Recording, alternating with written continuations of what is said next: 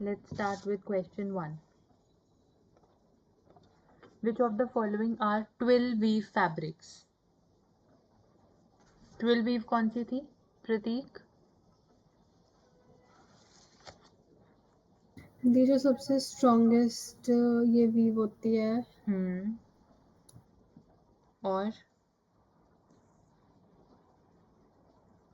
और क्या कैरेक्टरिस्टिक है इसका? श्रेया, और क्या कैरेक्टरिस्टिक होता है ट्विल वीव का? डायगोनली जाती है। करेक्ट, डायगोनली जाती है। ठीक है, सो वो वाले फैब्रिक्स बताओ इनमें से कौन से हैं? Chino, chambray, monk's cloth, drill, broadcloth. Second option. Second? नहीं sorry, third option. Third option? Third option. Third. बाकी बताओ। जी हाँ जी, थर्ड ही लग रहा है। थर्ड लग रहा है। पूनम, दीक्षा? The C option. C option is correct. ठीक है, so we have shino, we have drill and broadcloth. ठीक है, ये तीनों है 12 weave fabrics. Okay. Next, which of the following fibers are obtained from the leaf?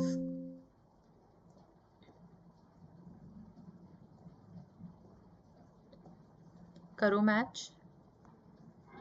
Sorry, identify from the quotes. Kapok, sisal, ibaka, rami. B option. B for B boy. Option. B वाला. Okay. The B yes option. Ma'am. Okay. B is the correct answer. So we have sisal and एबाका जो हमें leave से obtain होता है। केपॉक कहाँ से obtain होता है? फ्लावर सीड हेयर से। सीड हेयर से, जस्ट लाइक कॉटन। ठीक है, एंड रामी? स्टेम से। स्टेम से, correct. Girls please hold on for a minute.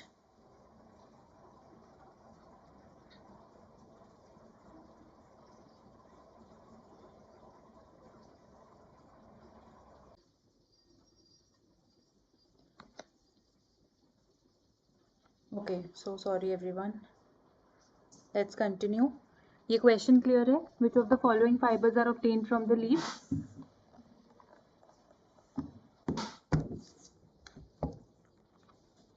Yes everyone, is this question clear? Yes ma'am. Okay, let's move to next question.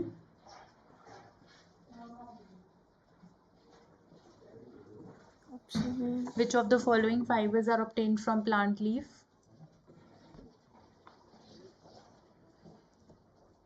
Option 1। Option A. The Option A. Done everyone? चलें आगे। पाइना and सिसाल।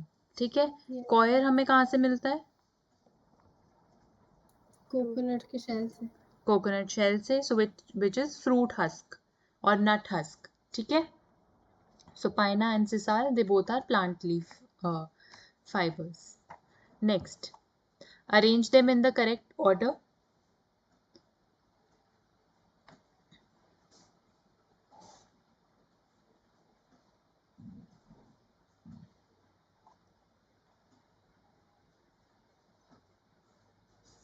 Third option. हाँ जी, third third. Third C option, D option. D option.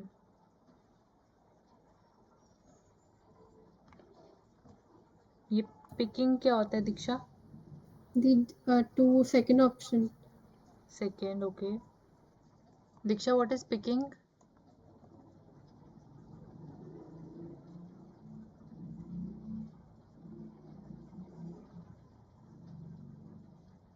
The picking like जैसे हम अगर natural fibre extract कर रहे हैं लाइक कॉटन, तो उसको लाइक सीड से मतलब प्लांट से अलग करना। तो आप सबसे लास्ट में करोगे ये स्टेप? नो दी फिर फर्स्ट में आया, ये ऑप्शन ए फर्स्ट में था नहीं, तो मैंने लाइक स्पिनिंग और जो रोविंग होता है वो आपने बोला था साथ साथ आते हैं, हम्म तो ऑप्शन डी में जो ऑप्शन ई और एफ था वो साथ में था। और थर्ड में? डी थर्ड में भी साथ में, वो आगे पीछे था तो उसमें कंफ्यूजन थी थोड़ी। तो रोविंग पहले होती है या spinning? D I guess spinning. Roving पहले होती है। Okay D. ठीक है, सो हमारे स्टेप्स क्या होते हैं? When we convert fibre to yarn, carding, combing, आगे बोलते जाओ।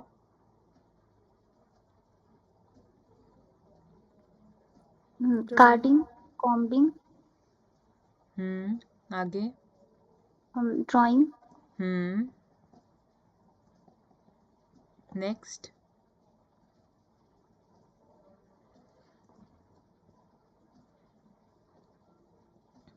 बोलो। Roving. Roving. After that Spinning. Spinning.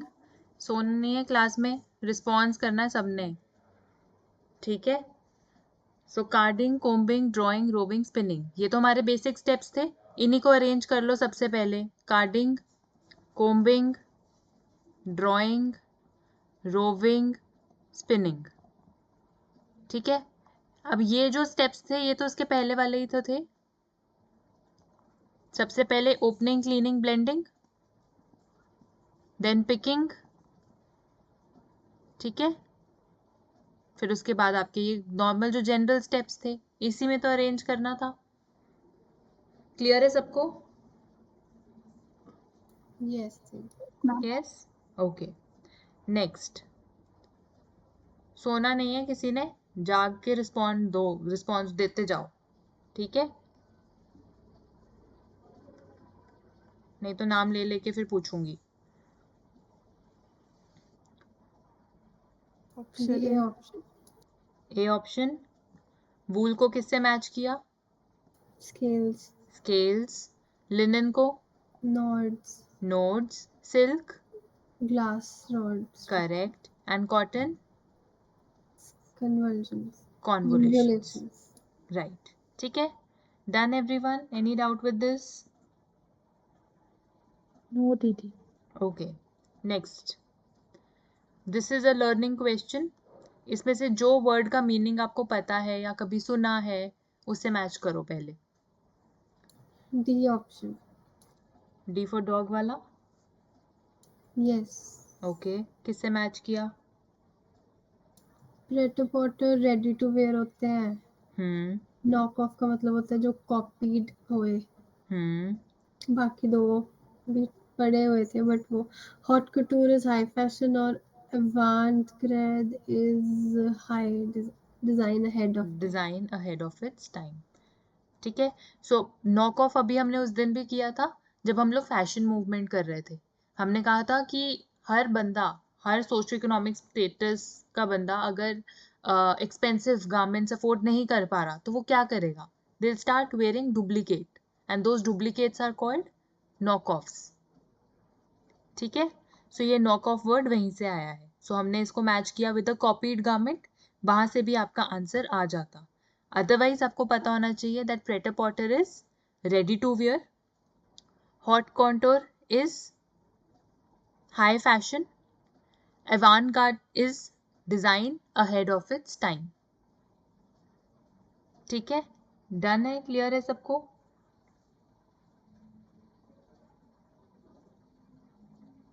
Yes, ma'am. Yes, perfect. आगे चलते हैं। Poonam, you'll answer this question. Give the correct sequence of making nylon.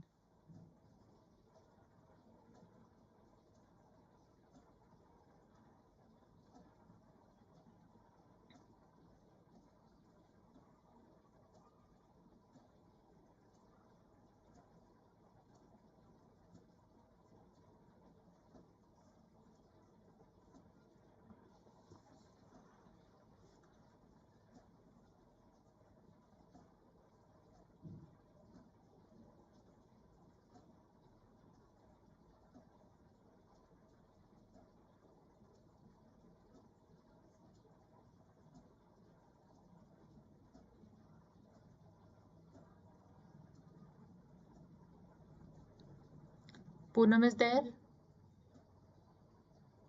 Yes दीदी, 1 मिनट बता रही हूँ। हम्म।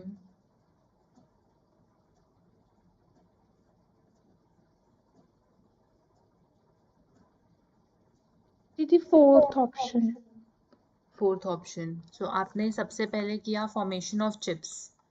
ओके, चिप्स बनने के बाद आपने कहा लुब्रिकेशन एंड क्रिम्पिंग होगी।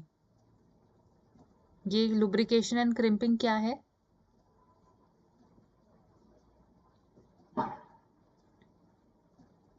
दीदी, क्रिम्पिंग तो मतलब वो होता है ना कि किसी चीज को थोड़ा क्रिम्प्ड करना, मतलब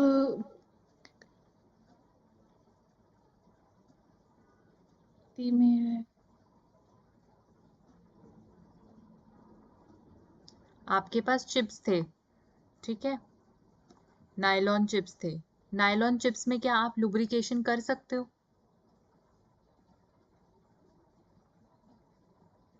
नहीं, शायद पॉलीमराइजेशन आया था, मुझे नहीं पता। रिवीजन किया है? नहीं दीदी। नहीं किया? क्यों? ये वाला टॉपिक पढ़ा था, मिस तो नहीं हुआ था क्लास में? आई थिंक ये वाली की तो थी, ये वाली अटेंड तो की थी दीदी क्लास, पर फिर याद नहीं किया।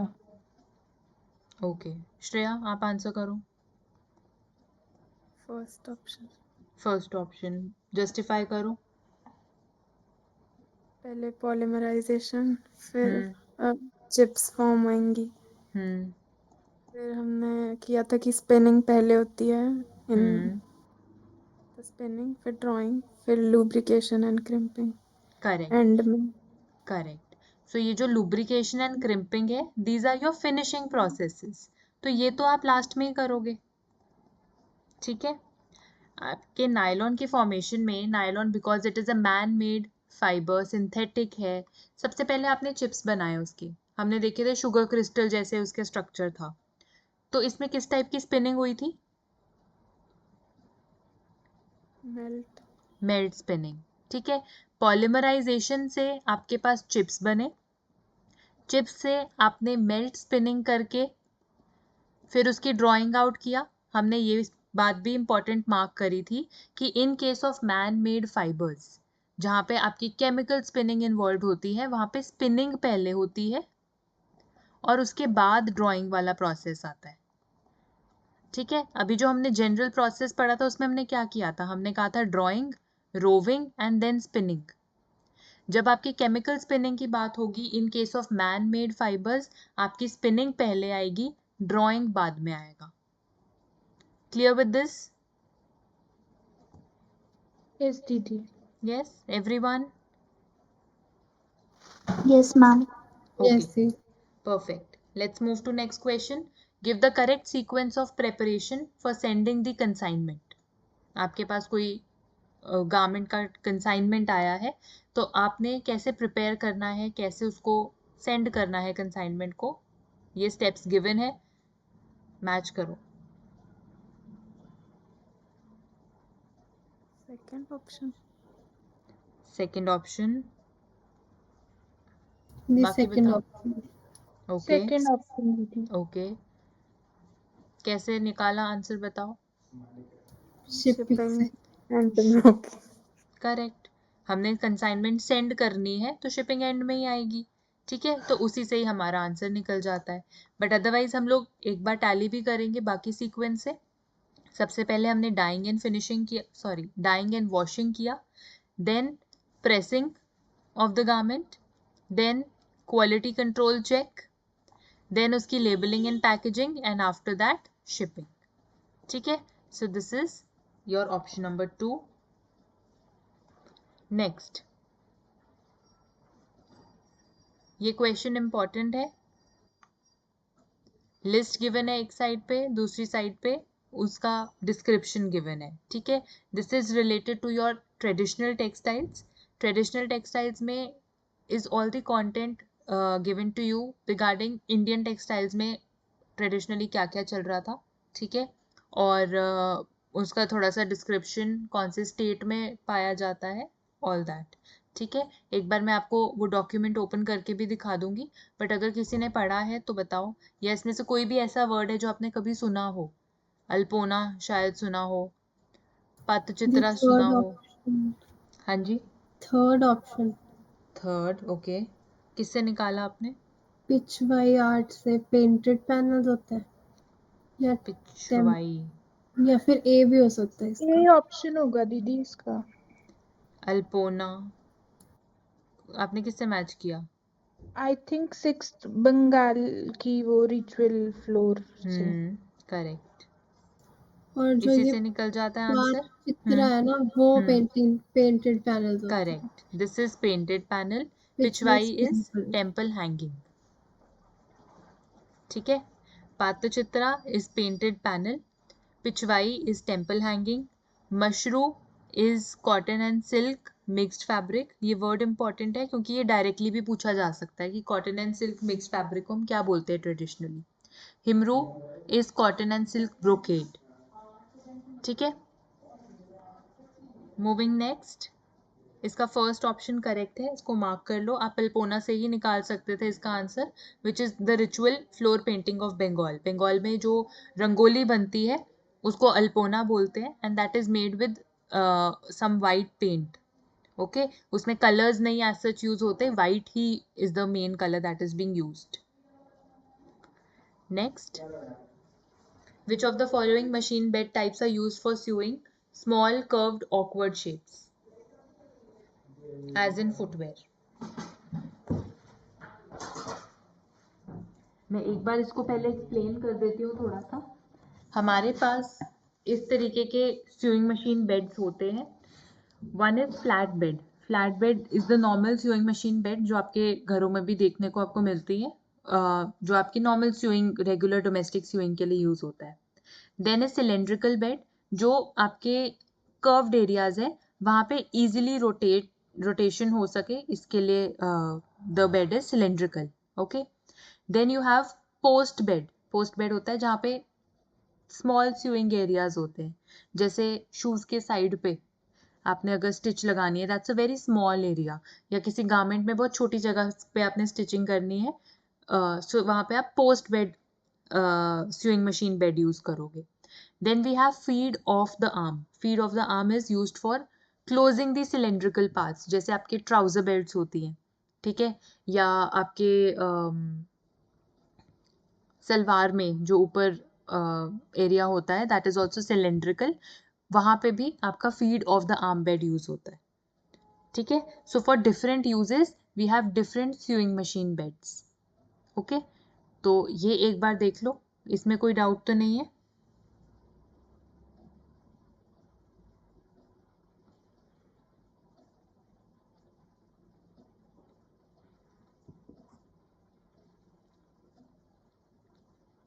क्वेश्चन पे चलूं?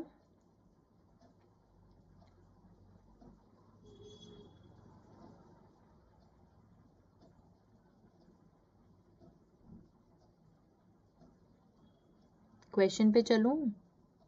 Yes ma'am. बोलते क्यों नहीं हो फिर? Which of the following machine bed types are used for sewing small curved awkward shapes as in footwear? Small भी है, कर्व्ड भी है। 1 and 2, फर्स्ट ऑप्शन।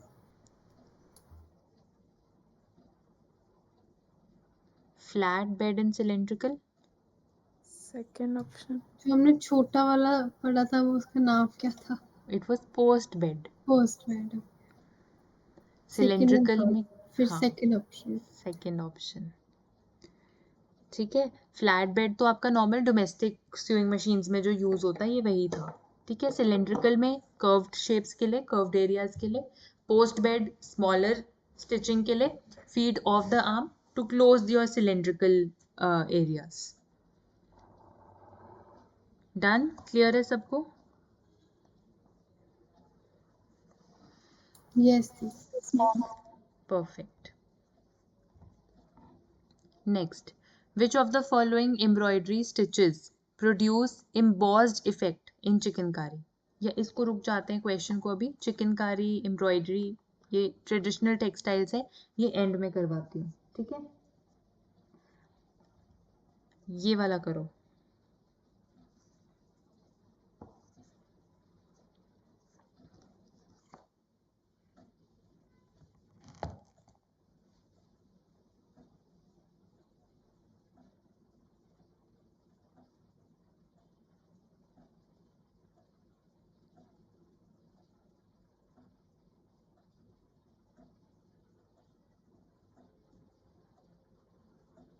ये फोर्थ ऑप्शन क्या है? कॉटन, कॉटन डी, लिस्ट 1 का डी। वर्स्टेड कॉटन होगा ये, तो या ऊपर कॉटन काउंट होगा, sorry, Right. This should be cotton count.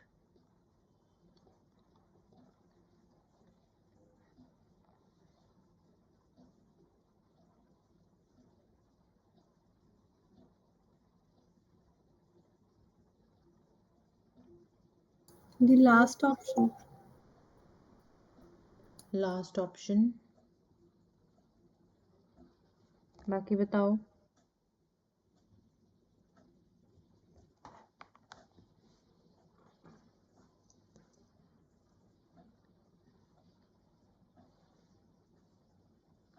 Poonam ये याद है, quality standards, direct and indirect methods of yarn count.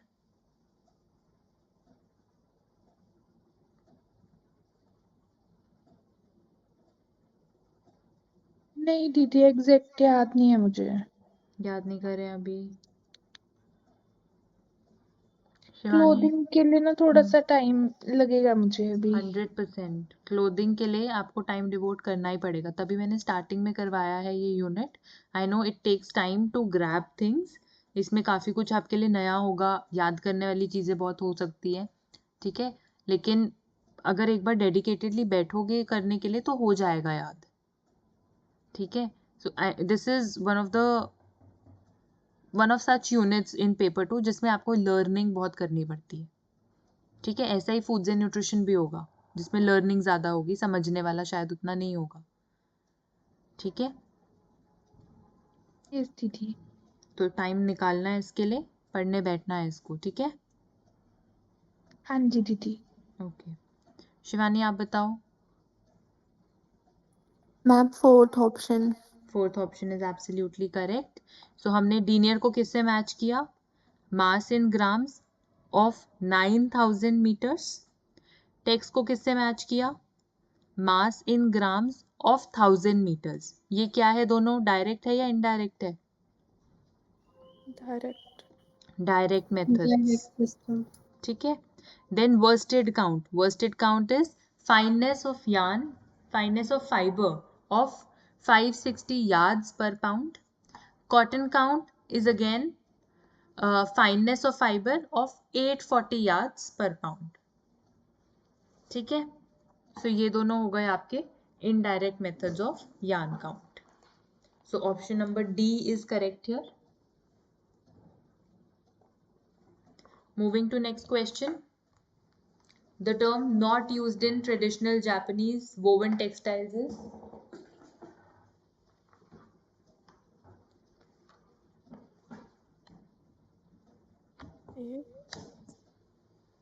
The D option. Just a moment. D. Zanshi कह रहे हो? Term not used. A या D में से कोई हो सकता है। इसमें से कौन सा वर्ड जापानीज नहीं साउंड कर रहा? A.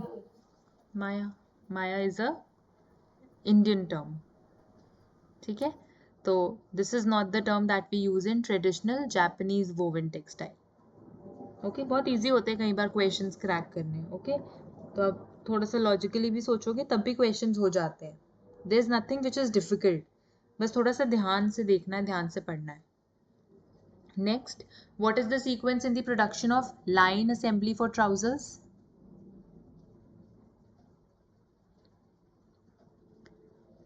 ये आपको सीक्वेंस जंबल करके दिया है, they want you to arrange it in sequence कि आपने ट्राउजर्स की प्रोडक्शन करनी है तो कैसे करोगे? ए ऑप्शन, ओके, क्योंकि असेंबलिंग ऑफ गारमेंट तो लास्ट में होएगी, तो वो डी लास्ट में, ए में ही है। Very good, very good. बाकी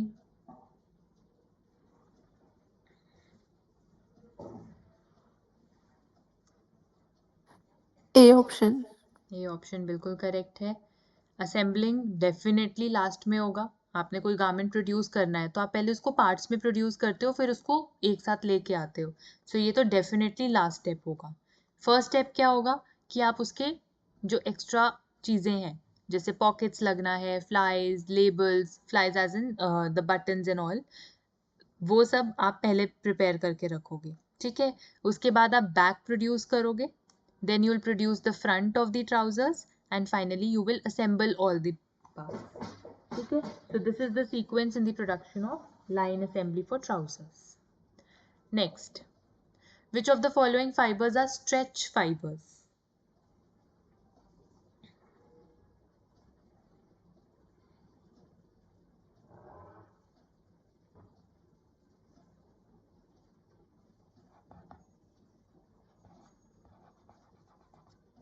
A option,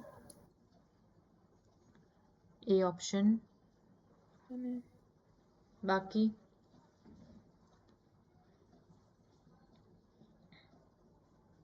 A option. A option.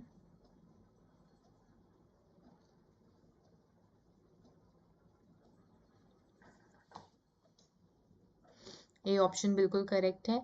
ये दोनों ऐसे फाइबर्स है जिनमें स्ट्रेच होता है, स्पैंडेक्स में भी और नियोप्रीन में भी। ठीक है, next, which of the following are major properties of activewear that are of interest today?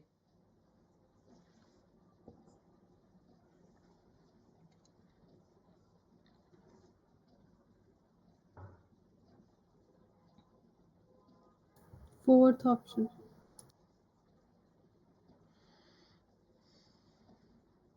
Fourth option.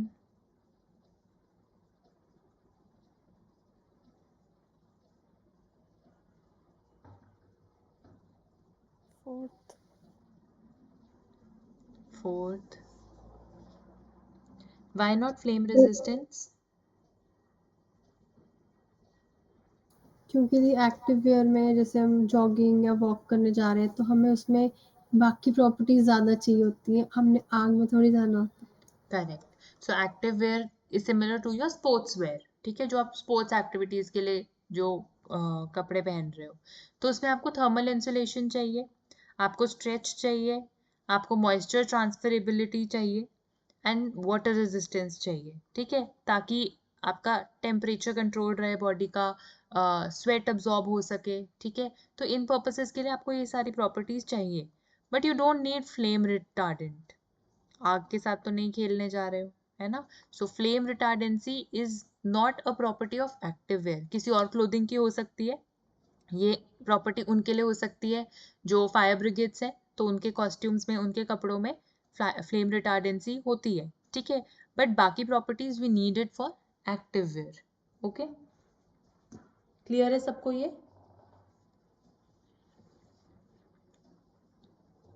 Yes दी। Ma'am right, next, assertion reason type question है।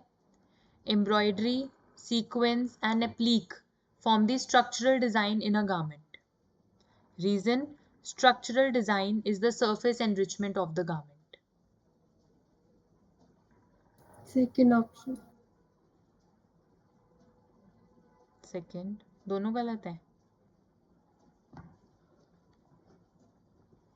यस। ओके,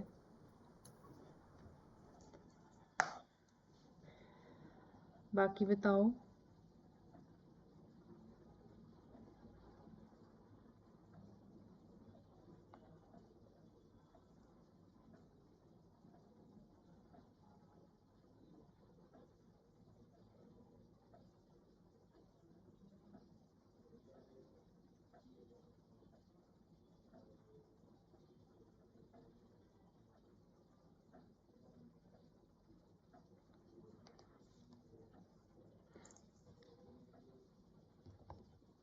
श्रेया,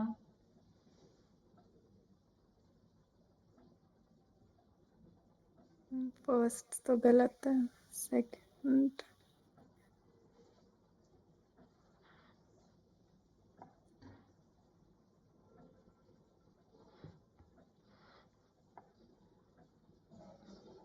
पूनम,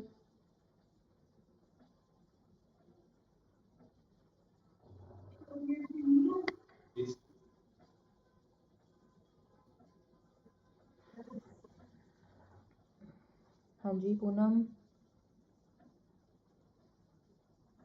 दीक्षा, सेकंड ऑप्शन। सेकंड ऑप्शन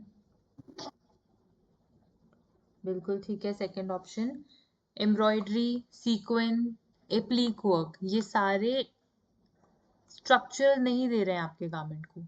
क्या कर रहे हैं ये? What is the purpose of these things on your garment? surface embellishment. Surface enrichment, which means for decorative purpose. ठीक है।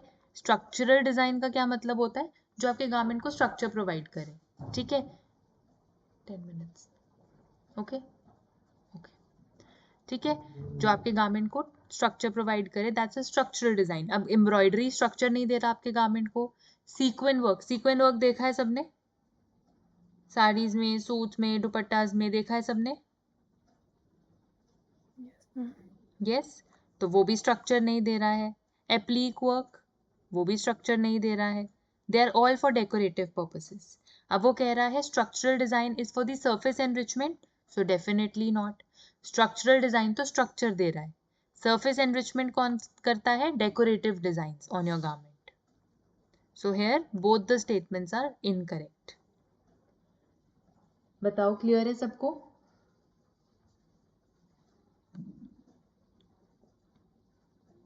Yes ma'am. Yes, ठीक है। Next, degree of polymerisation for polyester ranges between.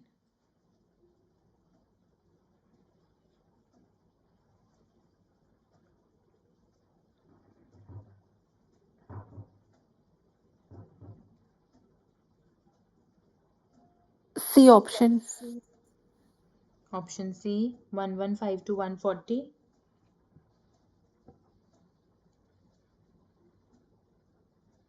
Yes ma'am. Okay. Pratik, what is degree of polymerization? दी इसका मतलब होता है कि कितने ज्यादा पॉलीमर्स जुड़ के वो उन्होंने वो बनाया है, नहीं कितने मोनोमर्स ने जुड़ के वो पॉलीमर बनाया है। Correct. The number of monomers that join together to make a polymer. ठीक है, that is the degree of polymerization. और polyester का it is 115 to 140. Next, ये क्वेश्चन हमने किया था। Yes ma'am. Yes ma'am. क्या आंसर है इसका? Both are correct. Both are correct. तो हमने डार्ट शिफ्ट करी तो एंगल चेंज नहीं हुआ, और अगर एंगल चेंज नहीं हुआ तो डार्ट का फिट भी चेंज नहीं हुआ। ठीक है, so we can relocate a dart without changing the fit, that is also correct. हमने डिफरेंट प्लेसेस पे जब डार्ट को शिफ्ट किया तो एंगल चेंज नहीं होता है, this is also correct. So both the statements here are correct. Next question, इसको मैच करो। Match the items in list 1 with the items in list 2। Sewing machine के पार्ट्स दिए हैं और उनके फंक्शन से मैच करो। Second option. B option. B option, second option. हाँ जी, second option. Second option. Shreya, जोर से बोला करो, तुम्हारी तो आवाज ही नहीं पहुंचती मेरे तक। पूनम, दीक्षा। बी ऑप्शन दीदी। B option is correct. Correct. So throat plate क्या कर रहा है? It is providing the smooth surface. तो वो जो स्टेनलेस स्टील का बेस था हमारे स्यूइंग मशीन में, that's the throat plate. Feed dog क्या कर रहा है? फैब्रिक को आगे मूव करने में हेल्प कर रहा है। Feed dog is present below your throat plate, ठीक है, जिसमें ऐसे रिजेस भी निकले होते हैं इस तरह से। प्रेशर फुट क्या करता है? It holds the fabric in place, so that foot like structure on your sewing machine is your pressure foot, and stop motion screw नाम से पता चल रहा है it stops the sewing mechanisms. Okay, so correct answer is option B. बिल्कुल ठीक है. Next,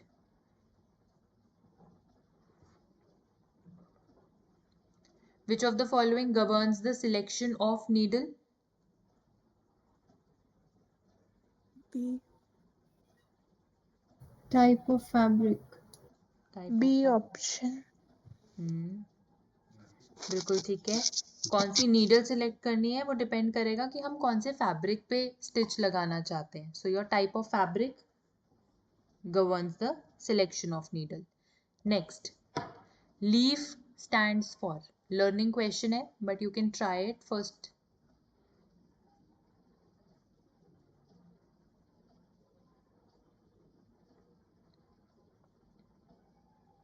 Option B. Option B.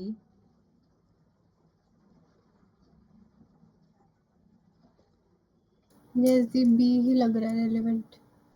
B लग रहा है.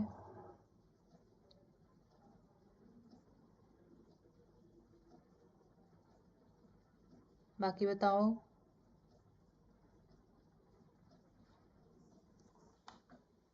बी बिल्कुल ठीक है.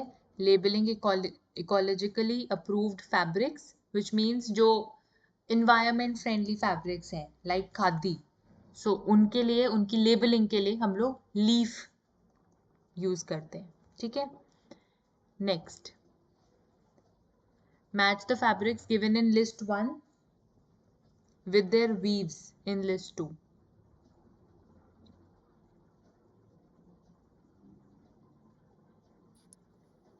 A option. A option. किससे निकाला कि पता थे सारे?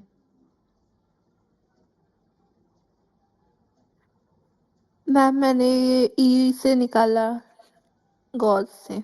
गॉज से. गॉज हाँ इज द जी. Other name for leno weave.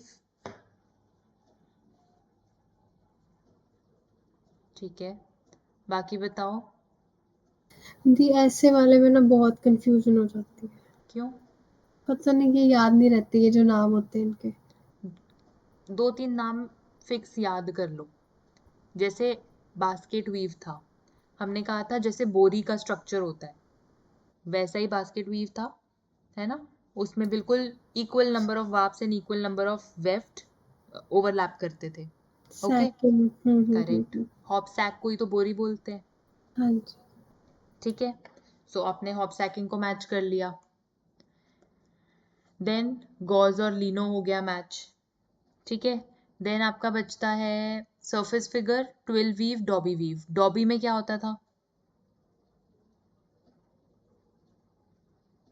Embroidery like. Embroidery like.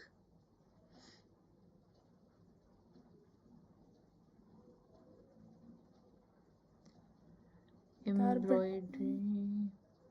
हाँ हाँ बोलो, क्या कह रहे हो? Garbadine. नहीं. डॉबी में डॉटेड लाइक वो एम्ब्रॉयडरी लाइक तो नहीं था. एक सेकेंड रुको.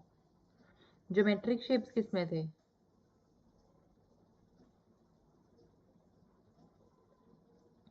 डॉबी में ही थे. हाँ. डॉबी में ही थे. तुमने मुझे भी घुमा दिया. डॉबी में ही ज्योमेट्रिक शेप्स होते हैं, तो उसमें इट मैचेस विद हकरबैक.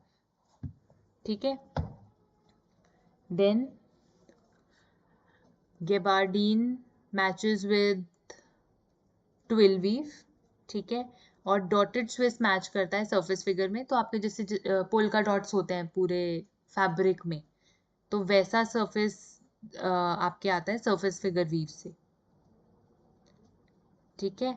सो कुछ कुछ नाम्स जो है ना, जो स्पेसिफिकली वीव्स के बहुत डिस्टिंग्विश्ड नेम्स हैं, जैसे डॉटेड स्विस बहुत ही डिस्टिंग्विश्ड नेम है. हकरबैक डिस्टिंग्विश्ड है. गेबार्डीन 1 या 2 में और में रिपीट भी होता है. ठीक है, तो उसको आप नहीं मान सकते. बट जैसे आपका ड्रिल है, drill is also an example of twill weave, और वो सिर्फ ट्विल में ही आता है. It doesn't repeat in any other weave. ठीक है. हॉप सैकिंग वो मैच हो जाता है डिस्टिंक्टिवली.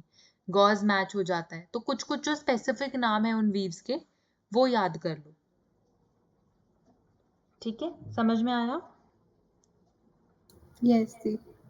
तो मैचिंग में ही आते हैं यूजुअली ये क्वेश्चन, और इन केस कोई ऐसा आपको पार्ट मिलता है कि मैच नहीं हो रहा, समझ नहीं आ रहा, तो कोई ना कोई ऐसा ज़रूर होगा जो बहुत ही रिलेटेबल वीव होगा जो आपने पढ़ा होगा। ठीक है, बहुत ही प्रिडिक्टेबल आंसर्स होते हैं इसके। Okay, let's do one more question. Arrange in sequence the channels of distribution, wholesaler, manufacturer, consumer, retailer.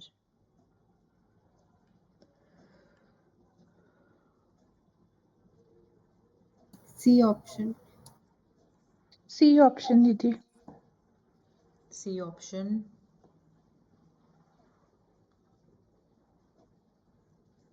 Everyone with the same answer? Yes ma'am. Yes ma'am. Yes, ठीक है। सो हमारे पास सबसे पहले है मैन्युफैक्चरर, उसके बाद आएगा होलसेलर, फिर आएगा retailer, and then we have consumer in the end. C option बिल्कुल करेक्ट है। ठीक है, let's stop here for today. We are still left with 10 questions from this worksheet. Now this is your homework for today. ये बाकी बचे हुए 10 questions आपने करके आने हैं. We will be discussing in the class. And secondly, आपको मैंने एक worksheet group में कल send की थी, which has 200 plus questions with answers marked in bold with that. ठीक है, तो उसको एक बार आपने ज़रूर पढ़ के आना है. Done?